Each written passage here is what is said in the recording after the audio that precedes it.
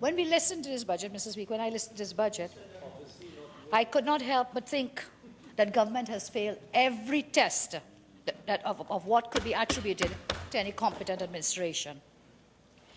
As the minutes stretched into hours, it became crystal clear that the cabinet, whom the Minister of Finance had given collective responsibility for the budget, it became very clear that the cabinet is living on Fantasy Island, Mr. Speaker. And they have their own affable short man tattoo. And this in Fantasy Island, Not affable, but in Fantasy Island, tattoo. you do everything that is wrong. You do everything that is wrong, but everything turns out right in the end. And then all live happily ever after, Mr. Speaker. That's a Fantasy Island of the cabinet. The harsh reality is that the rest of this country are not living on Fantasy Island. The only persons living the good life are government members and their sweethearts, and I spell that heart with an H. And they are forcing everybody else into Nightmare 2020, worsening crime conditions, worsening living conditions, poverty, oppression, Mr. Speaker. And so, how can we stop them? What can we do as representatives of the people? And I do believe the first thing we must do is to expose the official lies, because they've set up, in fact, a whole ministry since 2008, you know. It's called the Ministry of Information. Some say it's the Ministry of Misinformation, Mr. Speaker. And you see, it's only by telling these lies, giving it a sort of official government stamp, that they may be able to fool our people to go into this oppression, into slavery, indentureship again, poverty.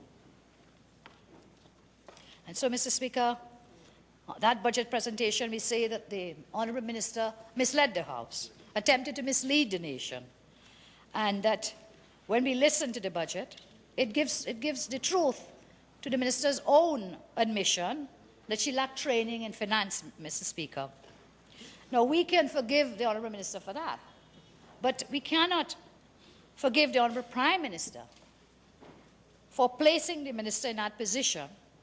It is the country's misfortune, Mr. Speaker, to put a person who admits not knowing about finance and economics to manage our finances during this most difficult financial situation that the world has faced since the 1930s.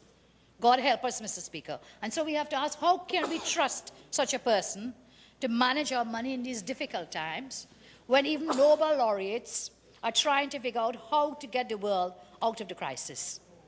The minister, I suspect at times, had no idea what she was reading, half the time. Indeed, the minister often giggled and read at the same time, as if she did not care about what she was saying and/or she was not convinced of what she was saying. Mr. Speaker, this adds to the perception that what was said was absolutely meaningless. In fact, Peter O'Connor, in an article yesterday, he has dubbed the Honourable Minister as the cute giggling crusader, and he suggests that the schoolgirl giggling fits were because the minister was aware of how hollow her words were. Mr. Speaker, the government has rested on the foundation of the Vision 2020 plan. That's the foundation of this budget of government policies, government operations. But, Mr. Speaker, I submit respectfully, this is nonsense. It is misleading nonsense. In the first place, Mr. Speaker, the Vision 2020 program was one that was put forward by many, many volunteers, interest groups, NGOs, and so on, in all due diligence. But that was quite some time ago.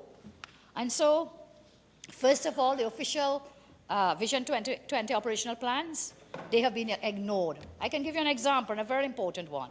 There was a proposal that government, opposition, civil society members be appointed into an official committee to draft a new constitution and put this up for a national referendum before the Parliament decides. Of course, we haven't seen that. We've seen the various drafts of constitutional deform that is being put forward by the others on the other side. Secondly, Mr. Speaker, other major government plans in the budget were never part of the Vision 2020 recommendations, but Minister tries to insinuate that they were. And thirdly, the Vision 2020 committee has been disbanded for many years, so there is no independent follow-up, no revision, no refinement of that original plan in the light of recent developments, especially especially the global economic crisis. So we are going along on a plan when that plan was predicated upon a different set of economic fundamentals, a different set of circumstances in the society. And therefore, I am saying that those foundation pillars are flawed and should not be used now to guide this country out of the economic crisis in which we find ourselves. But I find it somewhat amusing, Mr. Speaker, that emerging after this government pirated the Vision 2020 idea from the government of Malaysia. Oh, yes. From the government of Malaysia. They come up with their 2020, Vision 2020, 1991, Mr. Speaker. The government, I said pirated, yes, pirated. The government in 2009, now, Mr. Speaker, I'm here from Minister of Legal Affairs. They want to claim intellectual property ownership of this idea. Mr. Speaker, that application is bound to fail. You cannot steal from someone else and copyright it. And so I ask, do you even understand what intellectual property is? Mr. Speaker, and even why would you want to do such a foolish thing? I understand the premise was that nobody else in future could use this plant. So who is copyrighting? Who is going for the trademark? Is it the government or the PNM? Because if it is a government, whichever government thereafter, it is copyrighted, it's trademarked to the government. So I'm saying it's absolute nonsense when it comes to that. And so we see a budget predicated on rotten pillars that are collapsing, and we come to 3 hours plus, Mr. Speaker. Minister delivered what is called a stale budget. The gimmicks in the budget are thoroughly familiar, Mr. Speaker, like recurring decimals, because they have been repeated and repeated and repeated in budget after budget.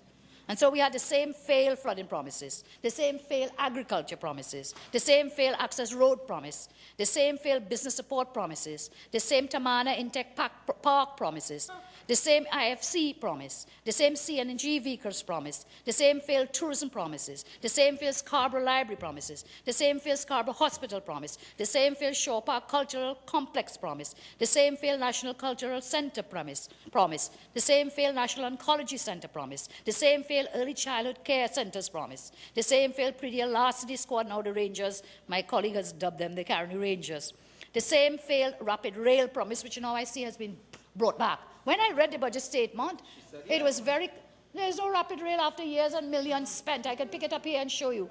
And so we see, it seems the budget said that they were proceeding apace. And then I heard the minister saying, no, we are parking up this rapid rail after millions spent. The same failed highway promises, Mr. Speaker. San Fernando to Port 14, how many times have you heard that in this house? San Fernando to Mayaro, during of the Churchill-Roosevelt Highway from Mayaro to Wallerfield, the same failed WASA promises, the same failed pension reform promise, the same failed Simmons. Mr. Speaker, we could go on and on ad nauseam, Mr. Speaker, of these broken, failed promises from government. If that is not bad enough, it is when we come to implementation, when we look at implementation by this government. When it comes to performance and implementing, there is a major credibility gap, Mr. Speaker, and so we can't believe anything that is said. How can we trust these speeches, these budget presentations, when the record has been so poor? Mr. Speaker, PricewaterhouseCoopers had begun reviewing government budgets in 2005, and they did it up to 2008, noting the pitiable record of implementation. Mr. Speaker, in 2005, 18 of 100 promises implemented.